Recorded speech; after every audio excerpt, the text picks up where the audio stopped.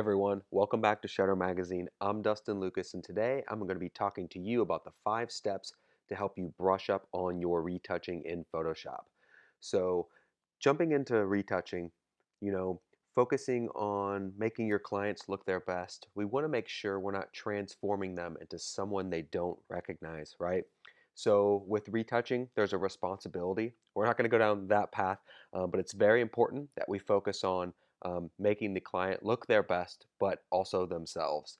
So, jumping through a big rule of thumb that I use is to be subtle. Start with subtlety, and if the client wants something above and beyond, they can always request that themselves. Versus you editing, doing a lot of Photoshop or retouching on the your client, and then maybe offending them, right? So you always want to make sure to control a baseline level of what you want to do for retouching and let the client drive home what they want as part of the final edit. So that's perfectly fine. So with my workflow, I mean, I'm shooting in RAW. I have to edit my files in a RAW processing program and bring them into Photoshop ultimately.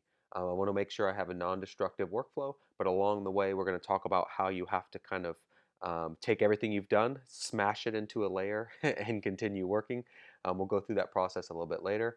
But hopefully this is going to help you dust off your editing skills.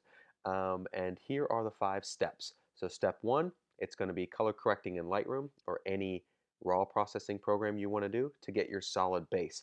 We're going to be working with a 16-bit TIFF file working in Adobe Color, or more specifically the Adobe RGB color space. Then we're going to go into Photoshop and we're going to remove blemishes. So step number 2 is remove blemishes and distracting hairs. Step 3 is going to be to accentuate the eyes, lips, and teeth. You want to make sure your client looks their best. So step number 4, we're going to do a light liquify with some skin softening and bring back some sharpening.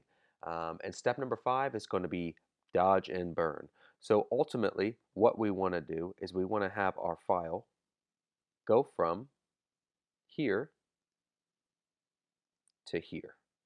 And so let's jump into step number 1, which is going to be color correcting in Lightroom. All right, so now that we're back in our familiar place, Lightroom, we can get started on the color correction process, right? Because we want to make sure we have a solid base for brightness or exposure, some subtle recovery in Lightroom, and color, mainly with white balance. The rest of the stuff will be done in Photoshop. So let's jump into right away. First thing I'm always looking at is profile. Profile is very important through the process to make sure as it comes in at default, do you want to use a custom profile, a third-party profile, or just a different one than the default? So it's always good to kind of test out what these different profiles are to see if there's a better option for you. Now, of course, I have a multitude of these different kind of stylistic film presets, and they all kind of add their own little um, twist on the image. I have some custom profiles I put together as well, which kind of add a little more flavor, if you will, to the images, but a lot of them are just really rough for skin. So something for a beauty edit is I want to be very subtle. I'm typically not using any of the ones that are built in here for the camera. I mean, they work okay for the Sony profile, but I'm already struggling with color in general with the Sony camera. So something that I want to do is let's just leave it at Adobe Color, which is the default. Now, once I have that dialed in, of course, I can see the image looks pretty decent as shot, but just to add a little bit of brightness, I can add some density to this image. So something that I like to do is hold shift, double click the whites, double click the blacks, and that gives me a perfectly kind of a perfect histogram, if you will, based on density. If I keep lifting the whites, you'll see that this arrow gets lit up, which means now I have, with the J key, I can show where whites are clipping. Now it's clipping in the background here, not on our skin, so that's a good place to be in, but I could keep, adding that. It gets a little intense. So just little tricks here just to add a little bit of density with our image. I like to do that first. And then with white balance, where I was as shot, not a whole lot needs to be messed with. I could hold shift and on those values as well, which they're going to do auto, which doesn't help. Skin gets too cool, but I think 5,000 is good. especially for something that's daylight lit. I'm gonna hit the J key to turn off my clipping. I don't care too much about some clipping in the um, hair, but I can take that back to where the blue triangle and white triangle are gone. I don't really mess with presence too much, especially with working with the beauty edits. I like to do as minimal adjusting in Lightroom as possible. But let's jump down to some corrective options here that we want to make sure that with our lens distortion, I don't mind the slight distortion as well. So in taking that down, it kind of slims the face anyways. So I'm going to go ahead and leave that as is. I don't mind that. And then with the vignette, adding some of that back in, you can zero that out. That's perfectly fine. Keep in mind it's going to go to custom. It's no longer default or auto. So it's going to apply that based on the 85mm lens, which again, I'm okay with a little bit of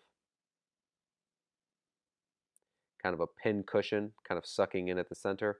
It looks a little more, attractive for the facial structure. So it'll kind of help me with not having to do as much liquify later. So that's something that I'll leave for sure. I'm not too worried about that. So that's basically it. I mean, I'm not doing too much else outside of that. If I had a color, if I really wanted to boost the lips, something like that, and I was just working in Lightroom, of course these other panels would make sense, but let's save that for Photoshop. Now, there are a couple options. We can export this image out of Lightroom with the export feature, or we can use the edit in feature as well, which is pretty simple and seamless if you want to go directly into Photoshop. So let's do that. So before we edit this in Photoshop, let's make sure our preferences for external editing are good. So TIFF, Adobe RGB, 16-bit, 300 resolution, we can do compression, none. Um, these are my typical settings. I know PSD is pretty popular to use as well, but I'm going to go ahead and keep it as a TIFF as well as into Photoshop and use Adobe RGB. My rule of thumb is if you're going to work on this file further in Photoshop, Adobe RGB is great. If you are going to export and give to the client, post online, essentially output that image and you're done editing, sRGB is the more popular one and things like that. But it always helps to know where you're outputting these files. Always understand the recommended settings and things like that. That really helps with color shifts and things like that.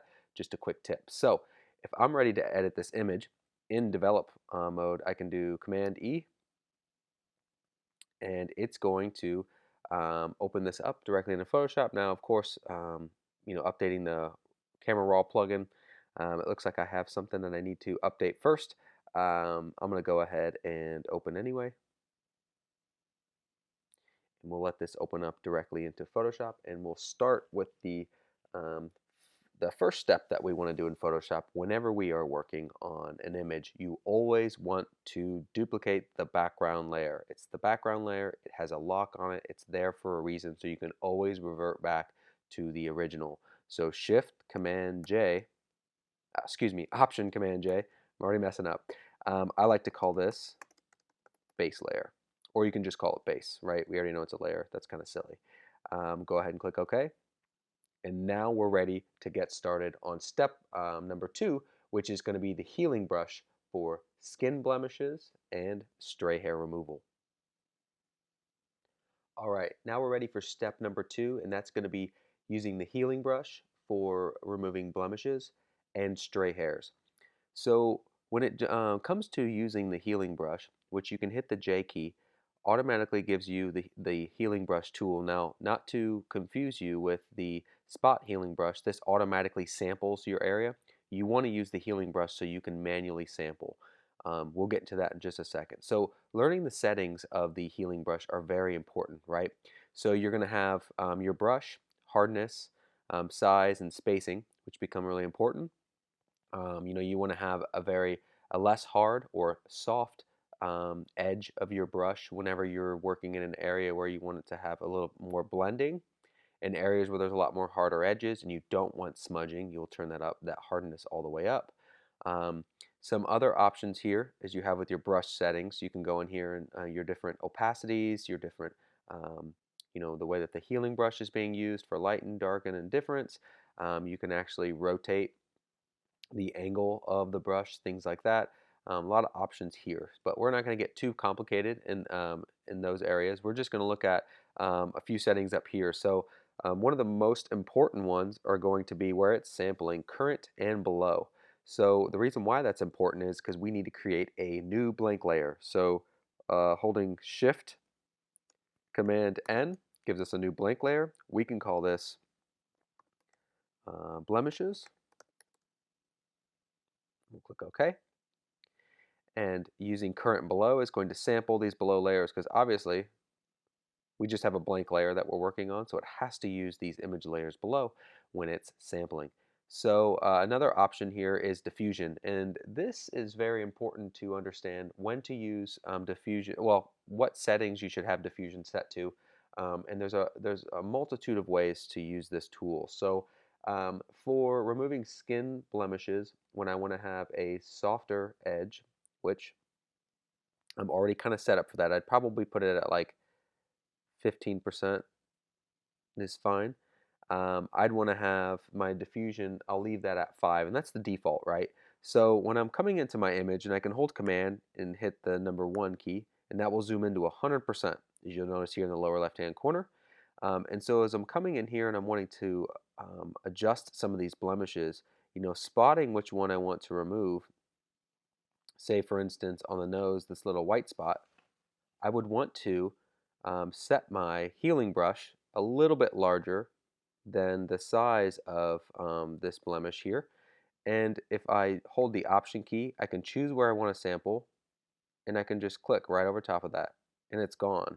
Right, so I'm not really seeing too many edges of that. It looks like it's a pretty soft approach, but I can keep um, just choosing where I want to sample and kind of find that spot. Now, as you can see here, we have, I'm going to zoom in a little bit closer here. Um, as we find, you can see how the sample is going to apply over the top. But what you don't know is what it's going to render at. See, since it's kind of like showing us what a clone would look like, and then it's rendering and going darker. So something that you'd want to make sure that you're doing is that you're adjusting and looking for new spots to see, and then that fixes it, right? Because we chose an area over here. You just have to kind of be careful with where you're sampling and choosing now. It's not clone. Again, it's sampling the areas around. So you have to be careful to make sure we're not smudging things as well. So as you're going in here, you're just going to go through and kind of find these different pores and blemishes, and especially skin flakes. If you want to come in here and change the size of your brush. Now, as you're noticing, I'm having to change the size of my brush. That's a little clunky. For those of you out there using Wacom tablets or any kind of like pressure sensitive tablet, that's a much more efficient way to make these types of adjustments here, of course. But a lot of what we're doing here, oops, excuse me, is zooming in and fixing these little areas and blemishes. So this is a little time consuming, but it's very important that we're using a diffusion of 5. And something here, like if I want to remove that, looks like more of a distraction than like a beauty mark or something like that. Is I want to come in here and want to kind of like fix some of these areas, these light distractions of the face. Your bride may or may not, you'd want to be careful with moles. You wouldn't want to just start removing those. That's not something that I would do. But you see I have a very wide open lens here, so it kind of caters to the softness of the face. So as I'm zooming in and around, I don't have a whole lot of blemishes that I really need to remove, but it kind of helps to zoom in and out to make sure you're not just getting stuck in the little minor details that aren't as important, of course, on the face. But there's not a whole lot of blemishes here. This is actually kind of an easier touch-up. I want to leave some of these bumps on here. I mean, some of the pores and things like that are important to keep. You don't want to just get rid of all of those, but it always kind of helps in seeing what that looks like, toggling back and forth to make sure you're on and off. And of course, if we want to see what our work looks like, we can always do that here. So maybe if I want to blend this a little bit better up here, because I don't like the way that that looks, blend from the line out, I can do that. and finding your smudges. So jumping over here, when we're done, this is kind of the idea of where the image would be. So here's where we started, and there's where we end. Um, so moving into different adjustments and things like that, we'd want to make some changes to our healing brush when we're removing stray hairs. So let's move on to that. All right, so now we're ready to remove some of those stray hairs. So the first thing we need to do is add a new blank layer. So Shift Command N, and we'll name it hair. Now you'll notice that we already have the healing brush turned on, but if you hit the J key, that puts us back on that tool. When it comes to removing stray hairs, depending on whether it's over the forehead or in a sharp area of the image, or if it's crosshairs, we need to start changing up the hardness as well as the diffusion. So leaving them on the same settings we had for skin blemishes, we can zoom in here using Command +1 to zoom into 100%, and we can start removing these hairs. Now, the most important thing to do whenever we are choosing to remove one of the hairs is to start from a similar spot, line it up, click and go all the way down, right?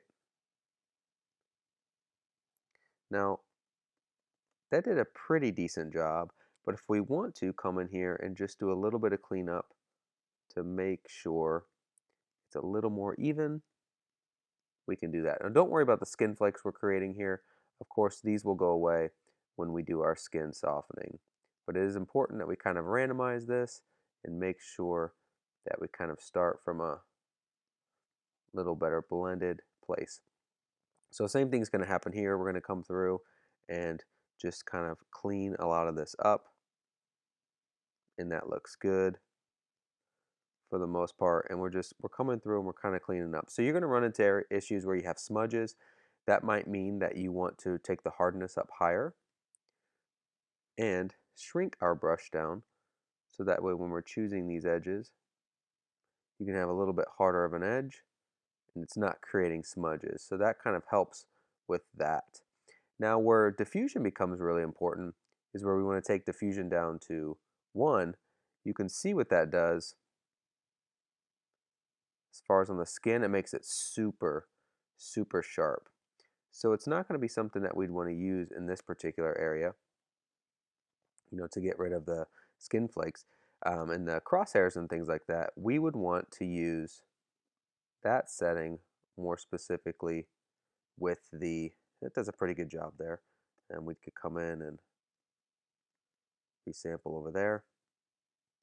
One thing I did want to show you real quick is if aligned isn't turned on, and say for instance we chose this area here, as you can see it starts to, it goes in parallel with aligned turned on. Oh, maybe it's not doing it. Usually it kind of comes in at an angle specifically. So as long as we have a line turned on, that should be fine. Use legacy. Don't have any issues there. Now with diffusion set to 1, this would be where you'd want to fix some of these crosshairs, like more specifically this area here. So with diffusion at 1, we can set to this blending mode here, and we can kind of come in here and have this set to where it's a little more realistic with the hair, right?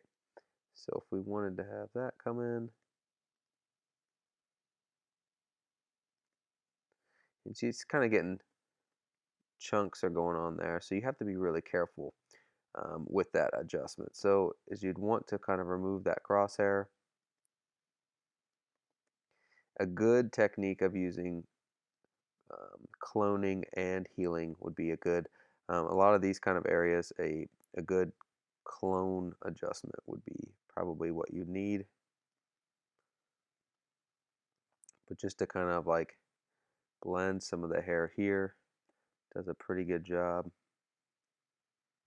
of adjusting some of those crosshairs. Now we're going to get rid of all of them, but some of those crosshairs that are coming in here, you would just want to clean up a little bit easier. So if you're trying to retain some of the texture in the skin, of course, I think that this adjustment would be helpful as well. So we could just kind of come in here and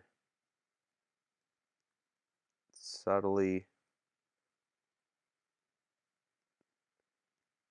mask a lot of, or heal a lot of this kind of area out. You just want to be careful with where it's grabbing from, the more blending and things like that. Now, if we were to jump into the clone stamp tool, that's just gonna literally sample exact spots, and it makes a dark line there. Did you see as it did there? So if we hit the J key and sample from the same place, it does a better job of finding those areas. So this is a pretty time-intensive process here, but it takes some time to get through.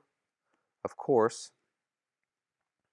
with edges like this, sometimes cloning is the best tool. If we wanted to kind of shape the outside of the hair here, see how kind of terrible that looks.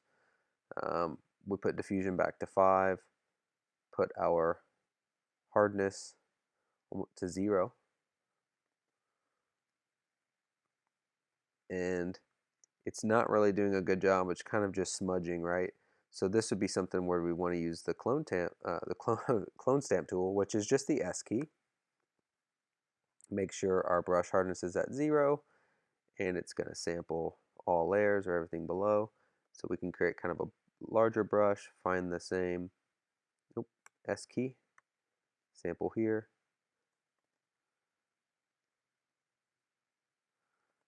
find the best kind of blending now. That seems to be, let's see if we can do current and below.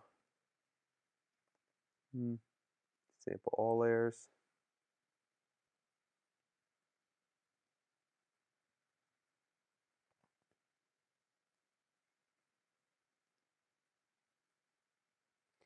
Kind of coming in here, I'm going to blend this a little bit better. Come in and just add some of that background. Now, if you want to take this another step and kind of start doing blending of the two,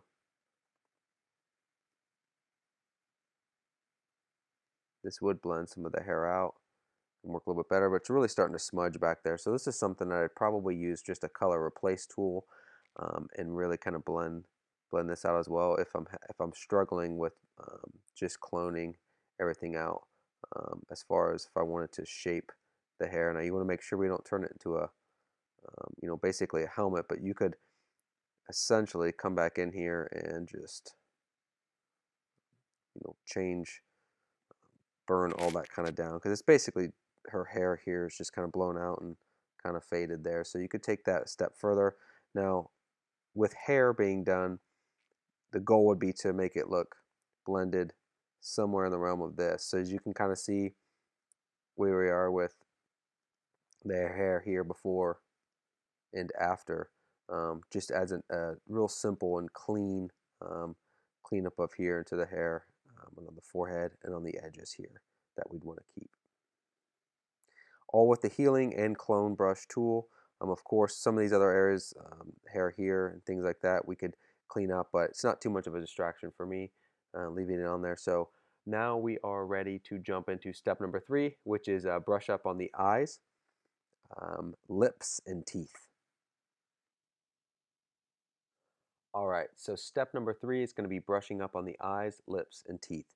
So starting with the eyes, zooming into 100%, we can see we have globs of mascara, we've got veins, we've got all kinds of stuff that we want to get rid of.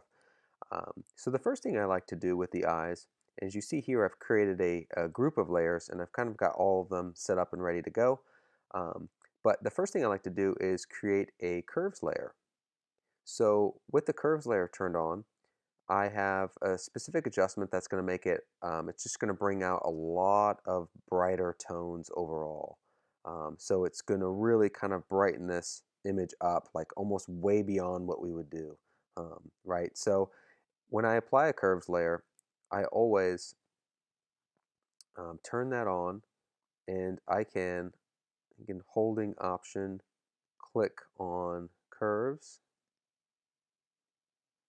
and I'll do curves 2, and I can toggle my background layer and turn it off. So it's very important to have your layer mask turned off, of course, once it's applied, but when it's not when you're not masking it in just yet, you kind of have to see what that adjustment looks like. But here, as you can see, here's what the curve adjustment would be. So what I've done is I've gone in, and I'm going to zoom in a little bit closer. I've gone in and started painting basically lines on the eyes. So I'm using the brush tool by hitting the B key, and I'll turn this off. I guess I can duplicate this layer, and I am going to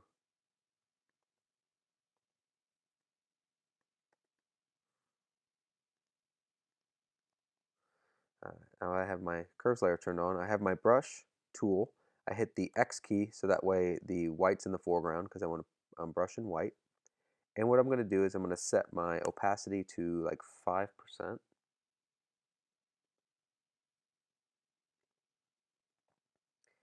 And I'm going to come in here and I'm just going to start painting lines. You can barely see that they're popping up, but what I'm doing is I want to create depth in the iris. So I'm just going to start painting lines. Now, of course, you see a huge reflection, me, a door, a window, and all that here. So don't get too hung up on this isn't the most ideal iris that you would use, but it's important to paint to show this on the eye specifically that we would paint in here. And so what this is doing, and I'm clicking quite a lot, but what I'm doing is I'm basically adding lines back in for drama. Now, if I wanted to up my opacity to 10%, I'm hitting enter, typing in the number, and it's adding that on there. Now this is going to add a little more, little faster moves here, but I'm basically working my way around the eye just to add more lines in there. As you can see, it's super subtle, but it's just a little bit better, right? So that's typically what I'm doing, adding a little bit more in there as well. My final curves layer would look a little more like that, but it's something just to add a little more depth to the iris. Now, the biggest distraction in here to me is going to be the eyelashes and veins and globs of mascara. It's just all in there and bothering me, right? So as you can see, it's a blank layer again. So I'll click on my group here, Shift Command N. We will call this veins. And mascara. So this will just be our, we'll just call this cleanup. This will just be our cleanup layer. So the way I'm going in here is I'm using the healing brush for veins. I feel like works really well. So I'm hitting the J key, and I'll shrink my brush down, put my diffusion to 5, and see how well this works out. So make sure my brush hardness is about 20%, I think would be fine. Now we're going to find some areas in here and just kind of brush these veins away. Kind of helps if you want to make the eye even bigger.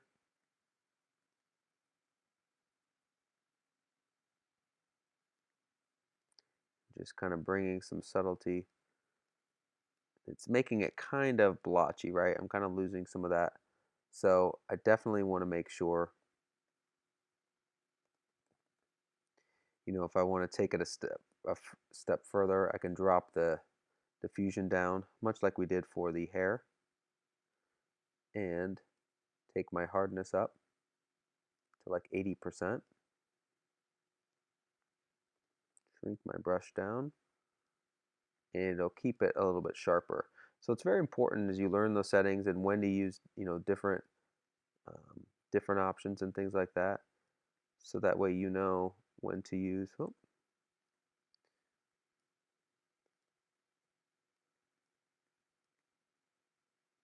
when changing the diffusion and your the edge of your brush and all that become useful. So we can take out some of the highlights in the eyes here. I'm going to clean up some of this, some of the globs. Um, This is where it becomes a little difficult when the healing brush just becomes useless, right? So I can change the diffusion back up to 5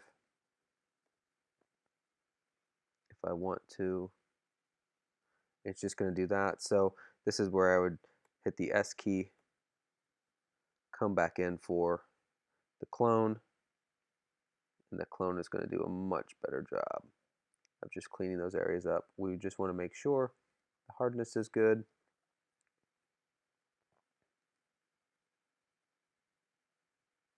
Cleaning up some of that stuff. So clone's going to do a pretty good job. Would probably want to blend it back,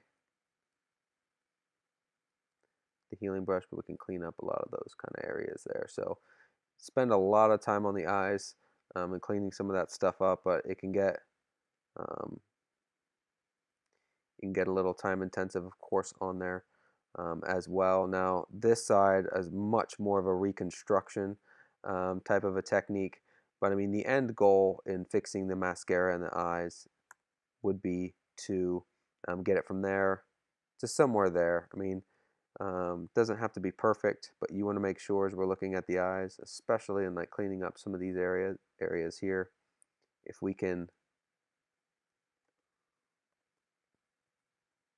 fix some of those odd areas, make sure that we're kind of, if we wanted to fix this kind of reflective line in here that just doesn't look good, we could do that. Use the J key, bounce back in some more.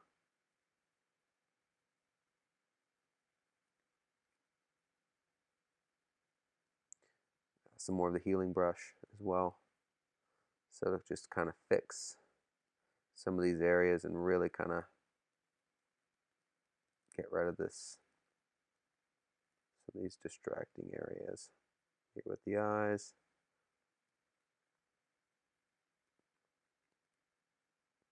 Kind of fill in color and fix any of these areas that we'd want to. It's kind of getting a little funky down there, but you kind of get the idea. So we definitely want to, in fixing up some of those areas, definitely be a little more helpful. We'd probably want to come back into our curves and do some more line work and things like that. But the next step is going to be, in situations where you'd want to make sure the eyes, as you can see, this eye is sharper than this one.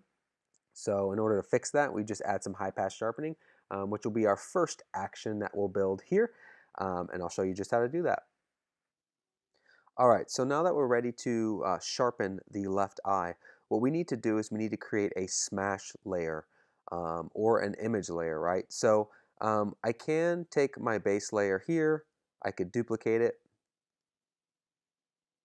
and call this left eye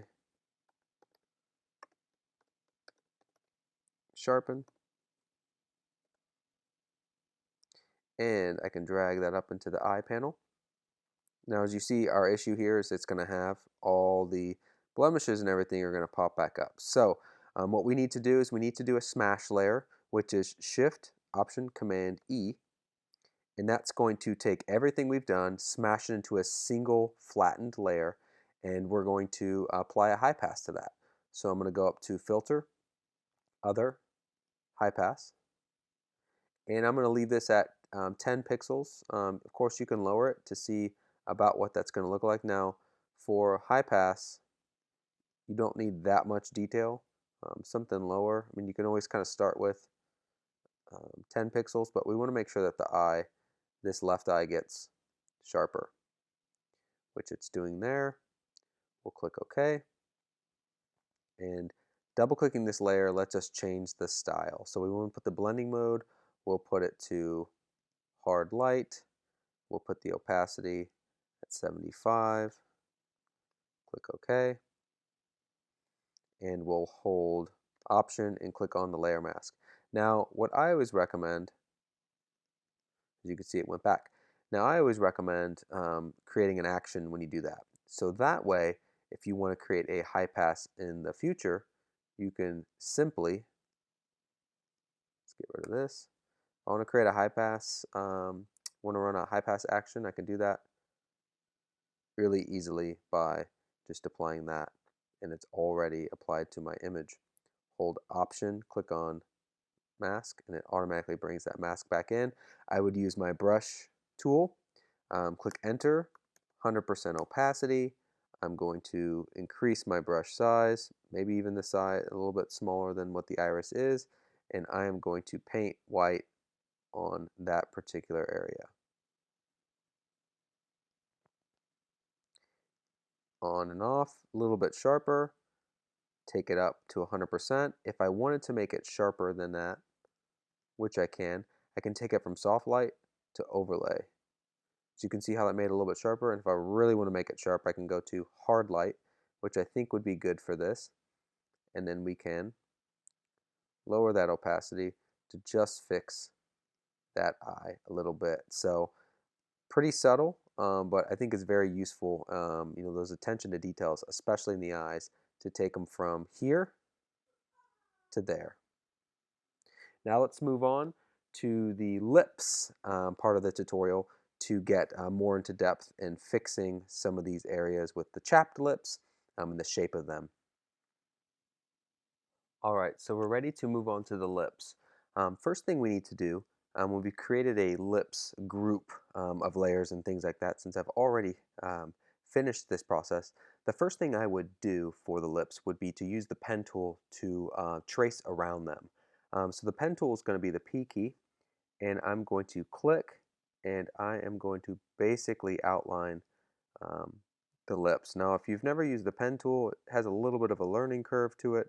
No pun intended as I'm drawing this out, but it's kind of like a kind of an X-Acto knife tool here to kind of make sure that we're grabbing the shape of the lips as accurately as possible. So as I trace all the way around here, I want to make sure to kind of have the nice curves of the lips and make sure that looks right. So when we finish up, we should be ready to move on to the next step, which will be saving this as a path. Now, if I want to take a step back, let's see here. Curves are always done a little bit better, more naturally, rather than clicking options super close together.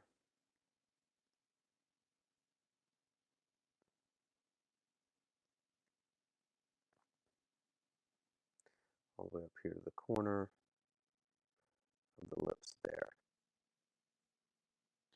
All right, so now that we've completed our pen tool selection here, we need to right click and choose Make Selection. Now it's very important that we keep the feather radius to 0 because we want to determine how much feathering we want to blend in the edge of the lips.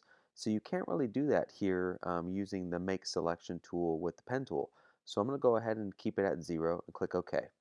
Now here's why. I can click the Q key to show my mask, and you can see how razor sharp the edge is. It almost looks like it's cut out with scissors.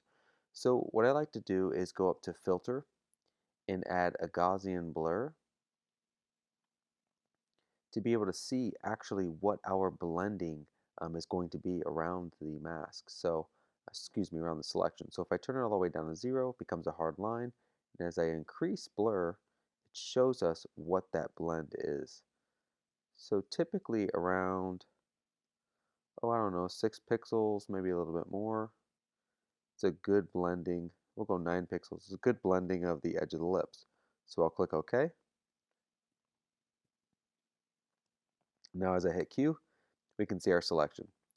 Now, what becomes really important here is that we can save our path, and I just called mine lips earlier, but we can recall this path later if we need to. So it's very important when you create a pen tool clipping path or a selection path, you can save that path there as well.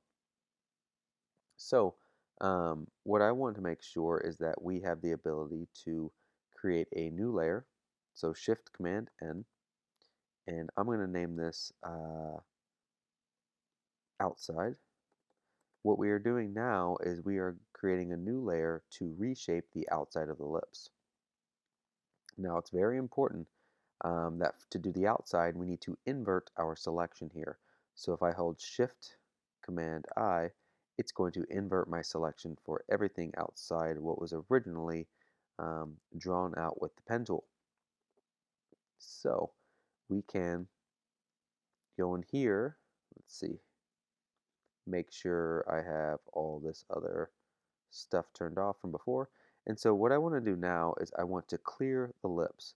And what I mean by that is I want to be able to come in and turn off, come in here and reshape the outer line of the lips themselves. So on my outside layer, I'm going to use the clone stamp tool. I'm going to make sure my feathering or my hardness is 0. Opacity is 50%. I think that that's perfect. And we'll sample all layers. And what I am going to do is I'm going to sample right above where I'm going to clone. And I'm just going to paint everything over the top just like that. Now, of course, when I want to go back over layers or edges, I can do that. Now, if I enter 100% opacity,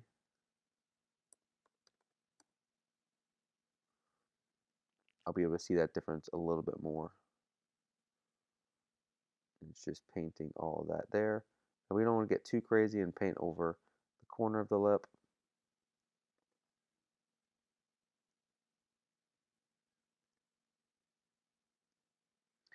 But we just want to we're going to continue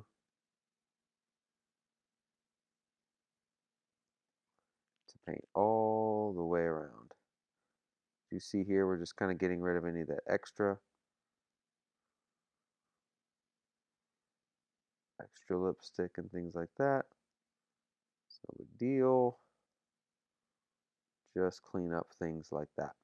So now we're going to do the same thing. We'll do Shift Command N. We're going to create an outside.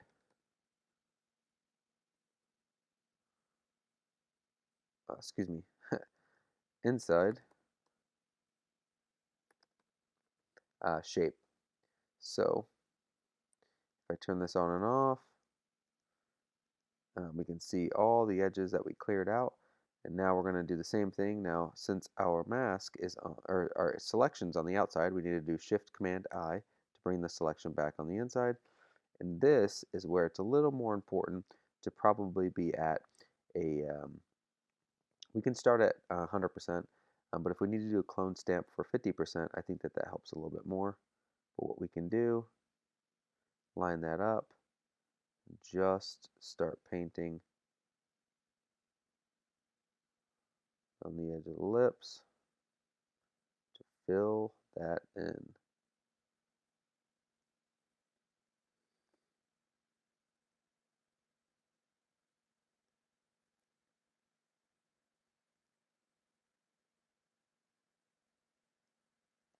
you can see, some areas it gets a little duplicated. That's okay.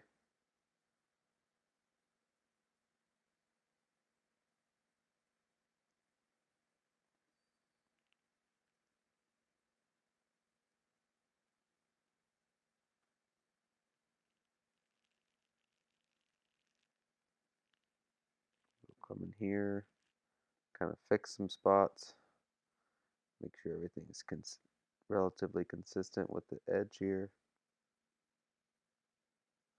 Again, we're reshaping these lips. And so where we want to focus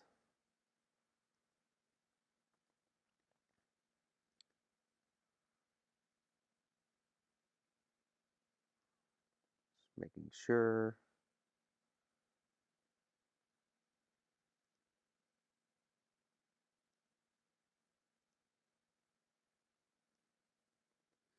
could spend all day trying to fix those like little things, but so what I'm going to show you here is the difference in what we did, right? So let's make sure we fix these areas down here too.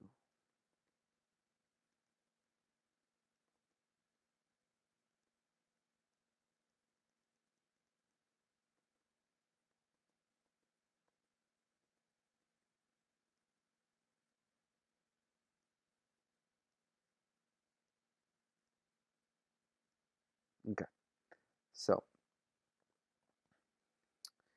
now you'll kind of see firsthand the difference between here and there. It's just reshaping the lips.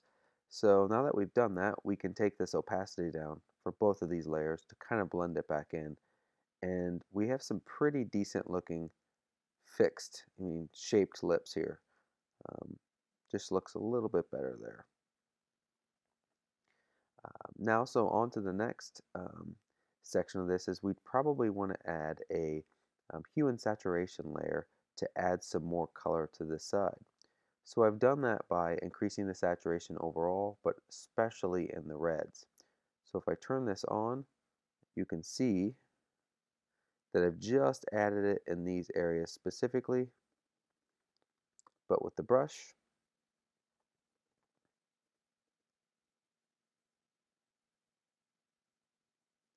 if I wanted to paint in those areas, I can do that. Just show a little bit more evenness to those lips overall. So now we can move on to cleaning up the lipstick, which can be a little more heavy-handed as a task. This is kind of the final output of what it's going to look like. But again, what I would do is I would create another blank layer, um, call this lipstick fix, and I would come in with a clone stamp tool. Say do it 25%. In any of these kind of areas where I'd really want to focus on.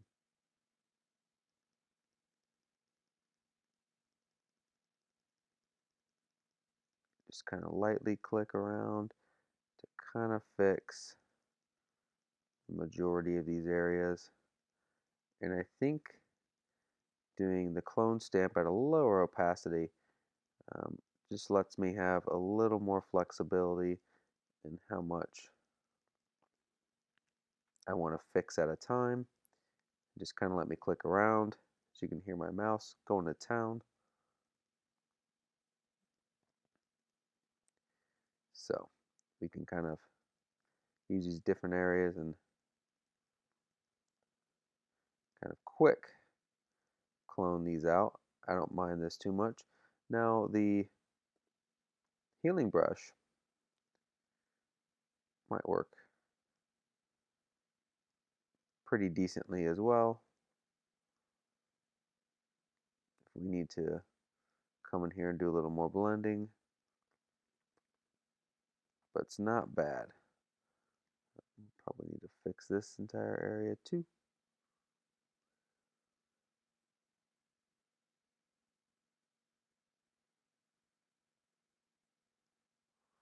Starting to get discolored in the teeth here, but you kind of get the idea. I think I'm more of a fan of the clone stamp tool.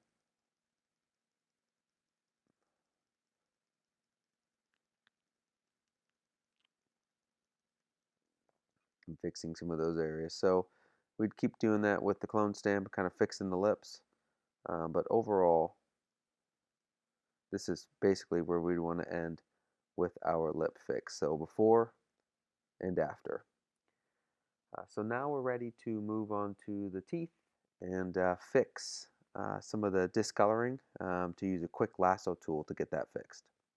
Next fix is what we need to do is we need to whiten the teeth and fill them in a little bit. So what I'm going to do is using the lasso tool, I find that to be the quickest and easiest way for me to quick select these. So as I come in here, I can just quickly draw down and around these teeth. Oh,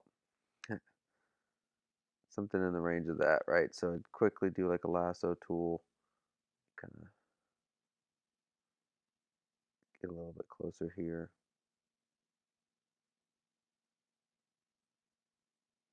There's definitely a few different selection tools that you could do, magnetic lasso and things like that. But for me, this is going to be just fine.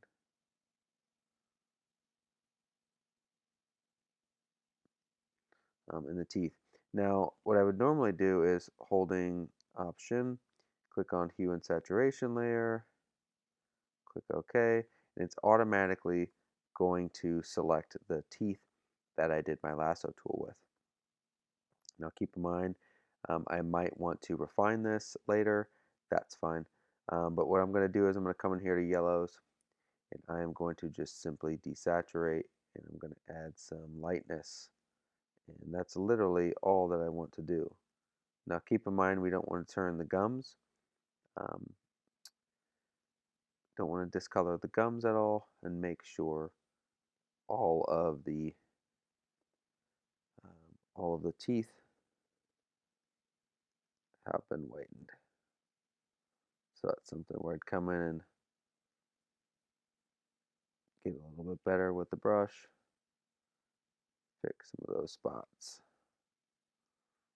that I'm noticing there. But essentially, that's what I am doing. Now, of course, if I wanted to come in and do a new layer and I wanted to fix some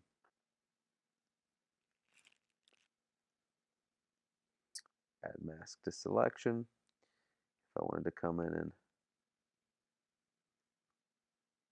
work on the teeth there a little bit, I could do that. Wrong layer, of course. It's probably not going to work too well, so I could just do clone stamp.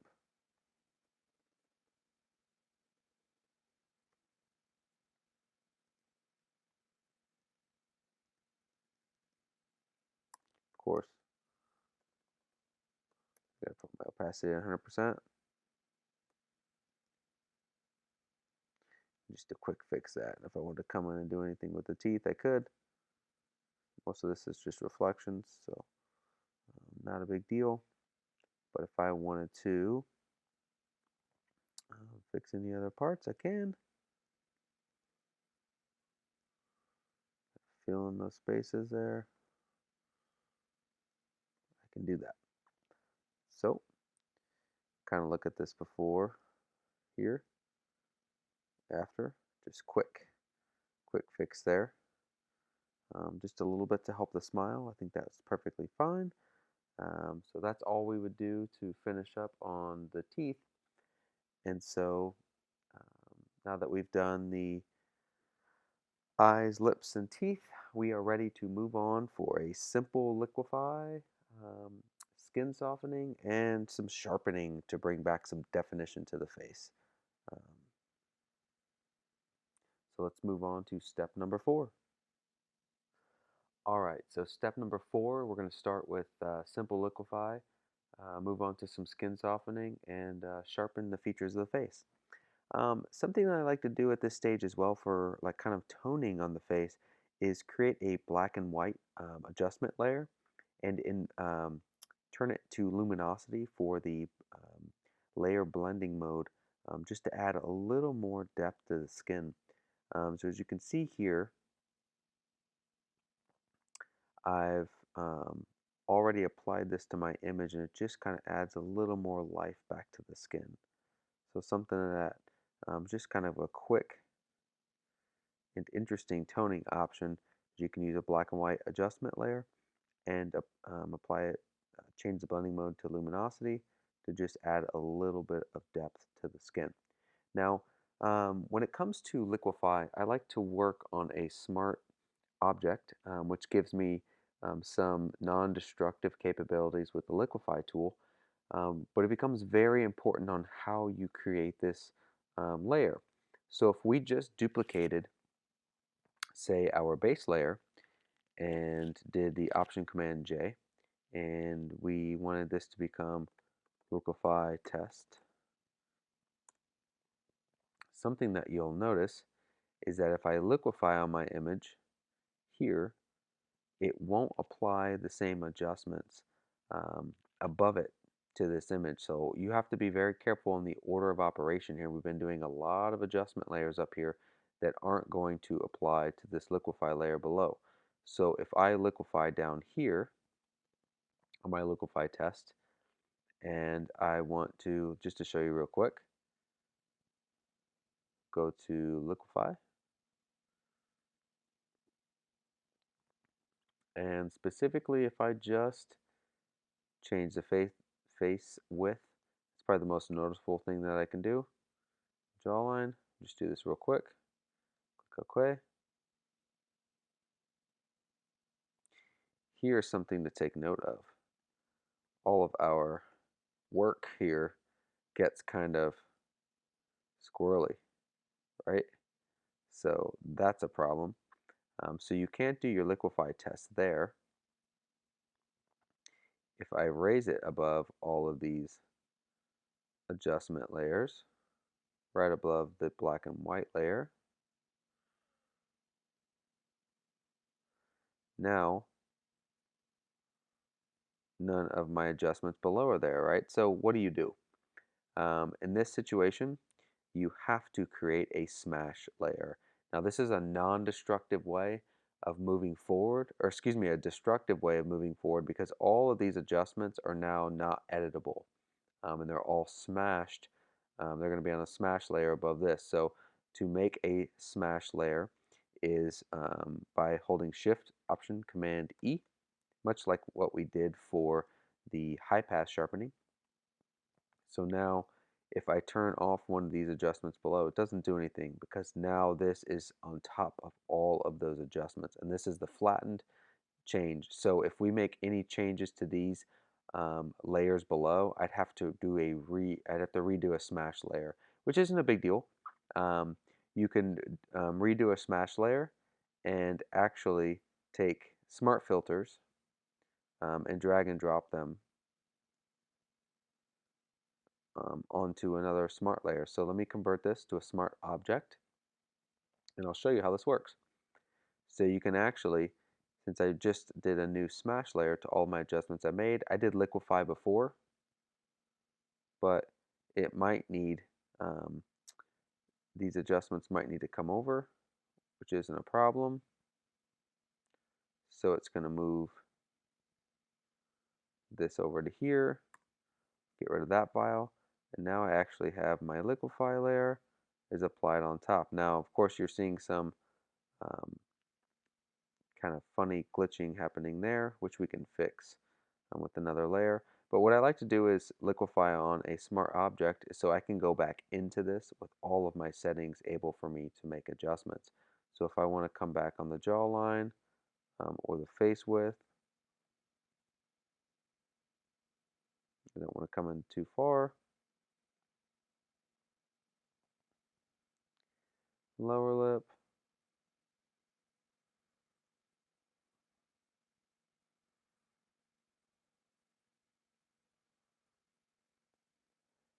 And all that stuff, we'll go ahead and click OK. So that'll apply my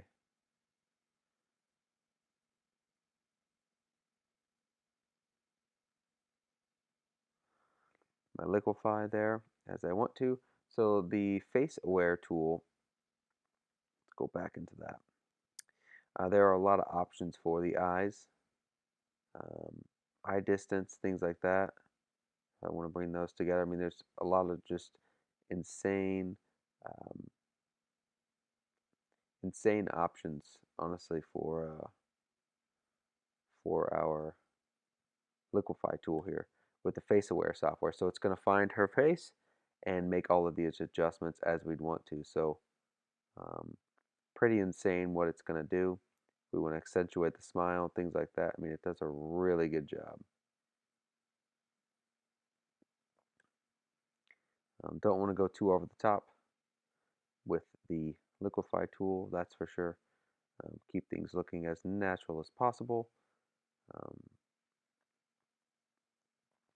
so yeah, my next step would be, after fixing that, would be coming in here and doing some cloning work, of course. So Shift Command N. Let's see. Come in here to do some fixing Liquify with my clone stamp tool.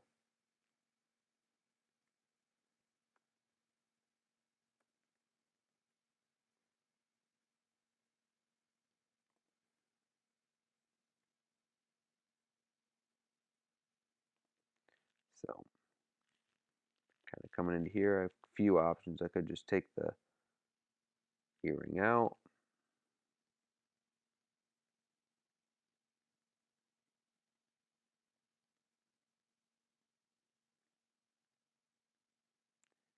Make it super simple. Don't overcomplicate it. And just take that earring out. And I could just blend this down. Wouldn't have to be too much of a thing.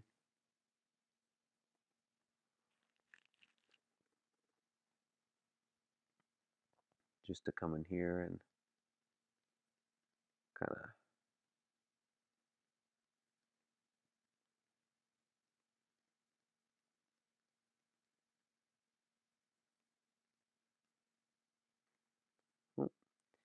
this is probably the most tedious part, is finding the right blending for the ear.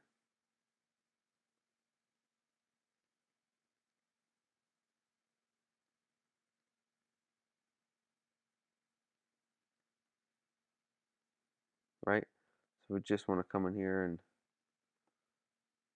play with that. We'd want to fix this line too. And we could try out the um, healing brush too, which seems to be working a little bit better. That fixes that. Anywhere else that we need to fix along as well.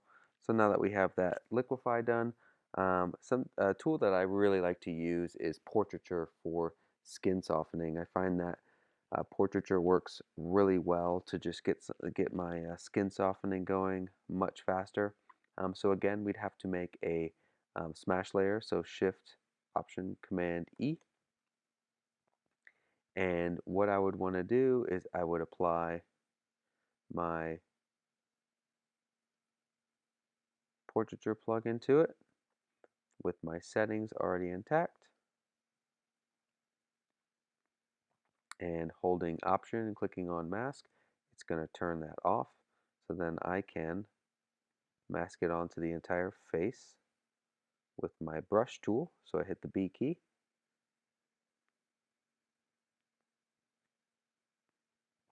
I get my backslash key here so I can see everywhere where this adjustment is going.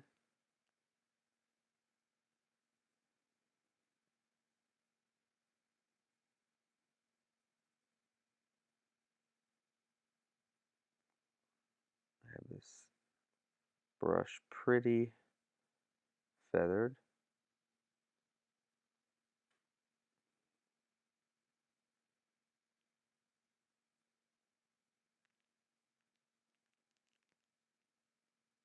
Okay.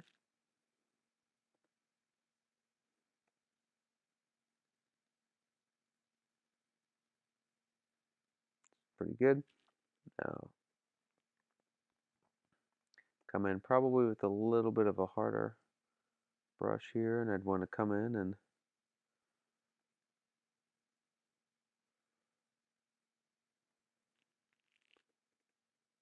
quickly mask out.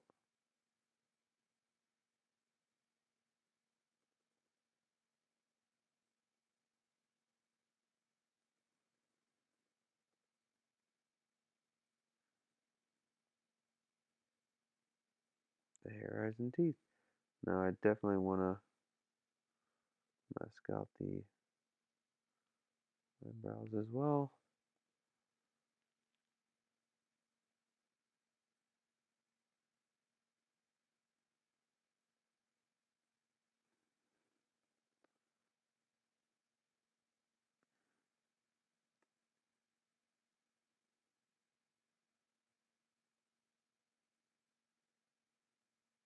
Those areas of the face.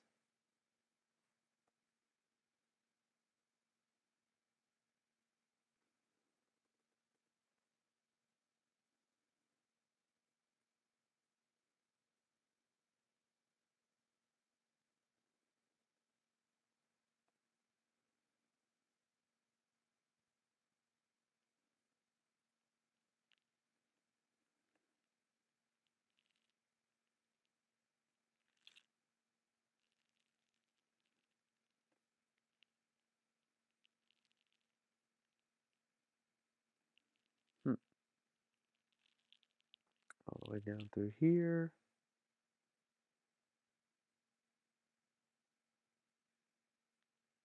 Probably be a little less funny once we turn our mask off.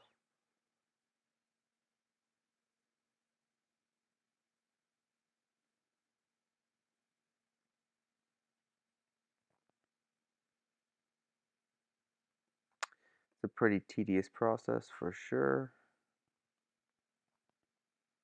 but once we get this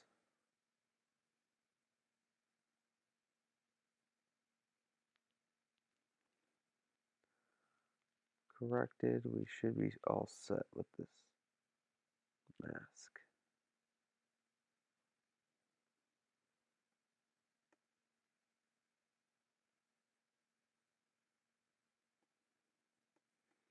And we definitely want to, it's usually a good rule of thumb to mask out. Now I think with the path, make this simple on ourselves and just right click, make selection, click OK, invert mask. Oh, actually we wouldn't need to invert it. We can just paint like that. So it's always good to have that path like that. That really helps.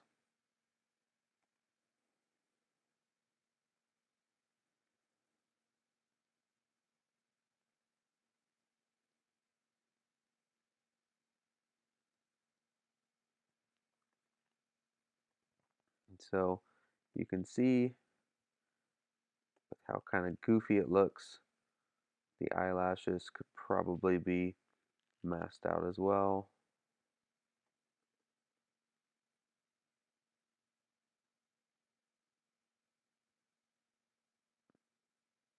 We'll bring some of that in.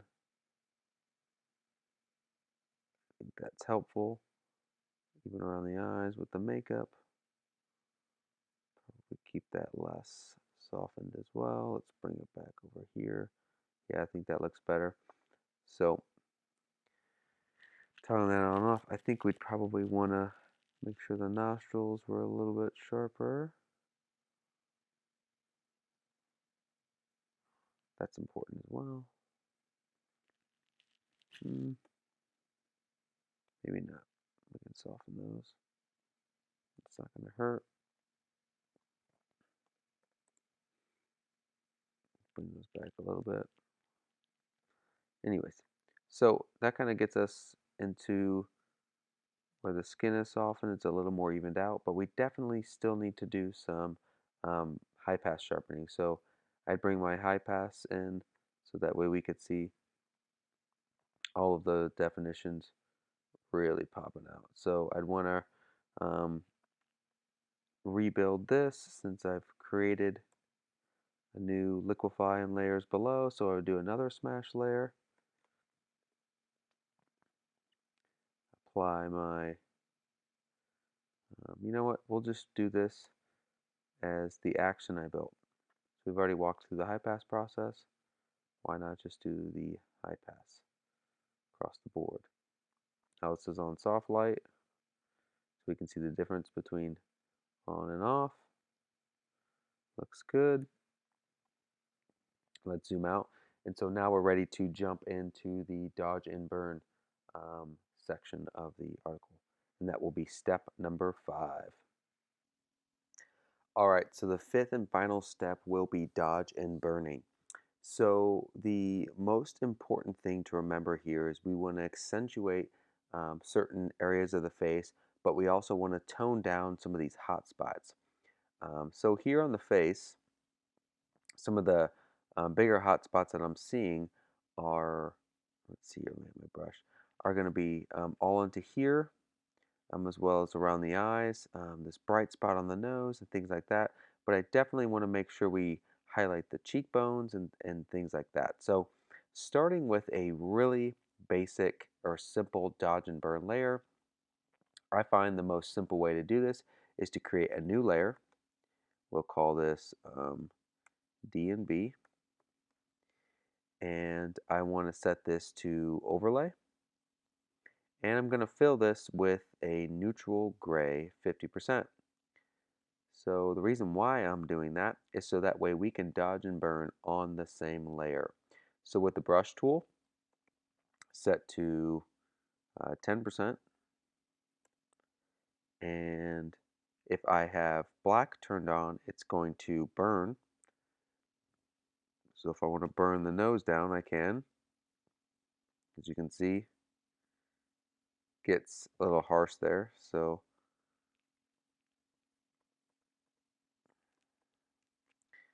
I am going to make sure I have my hardness turned all the way down.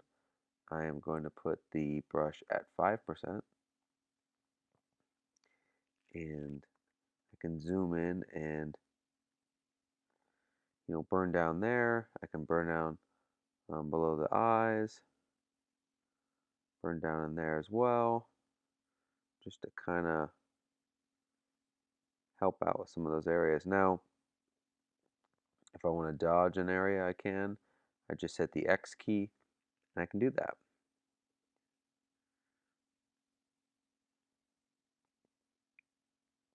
So if I want to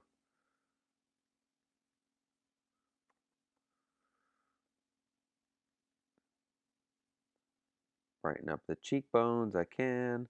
I can come in and I can burn down around there. It's fine. Now, I could burn down all these whites, but to me this just starts to turn gray and it starts to lose its color. So instead, I think that just kind of looks funny. Um, Instead, what I like to do is I like to do a color replace, which works really well. So what I can do with color replace is that I can um, go in and I can click the I key for my eyedropper. Make sure that I have the sample size set to 5 by 5. It's very important so it samples areas around. And then I can also make sure that that's what it's sampling for. So now I can go on to grab a brush, grab a new blank layer, call this color replace, click OK.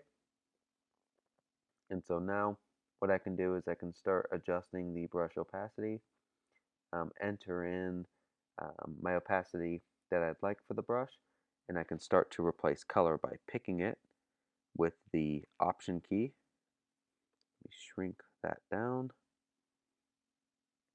If I wanted to choose here,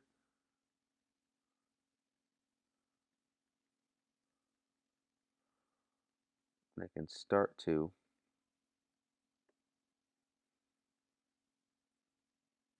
paint in with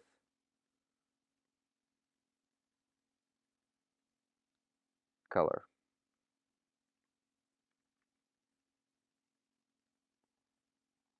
Of course, if I want to have a little more of a dramatic effect, I can put it on 10%. So if I turn back on the dodge and burn,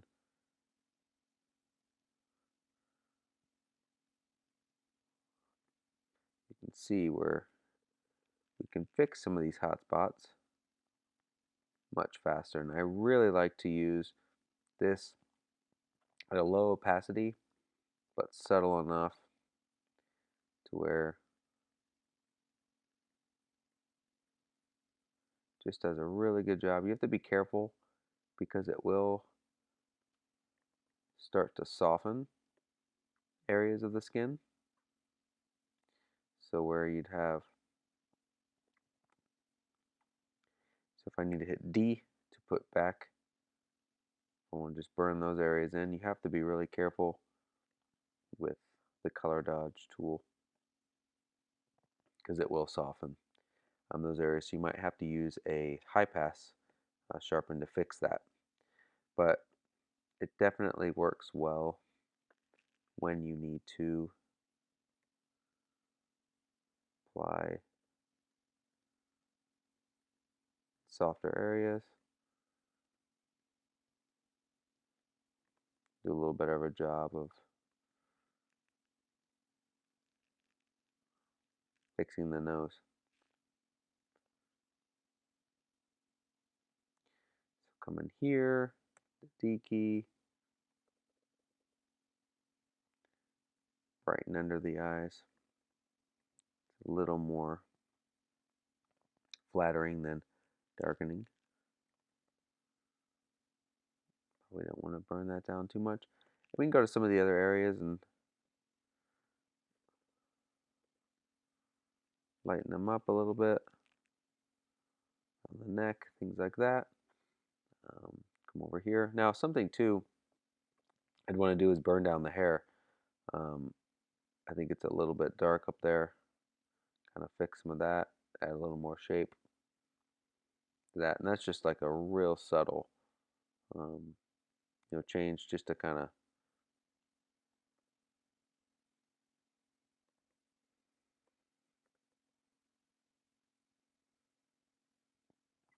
balance that out a little bit. But that's already starting to look a lot better overall. And so if I'd want to come in here and do, any kind of white recovery or adjusting that as well, I think that that would be a nice way to accentuate on the face. But overall, kind of where I typically end up is pretty much in this realm here, just to kind of show you before and then an after. Makes all the difference. You can really kind of take the flatness of the face and those different unflattering areas and really kind of accentuate them there. And so that's it. That's the final results. As you can see here, before and after. Quite a lot of work to get there, but definitely paid off for the retouching, and I'm hoping these 5 steps worked out for you. Let's jump into the final results. So there you have it. We've might have run through a little more than 5 steps, but I think you get the point. I think that when working in Photoshop, working smarter is always better than working harder.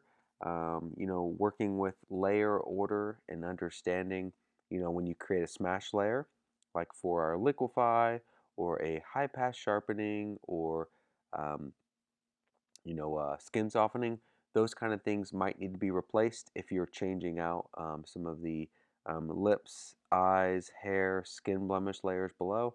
But it's always easier to recreate a smash layer, apply Liquify or portraiture. It's a pretty quick change.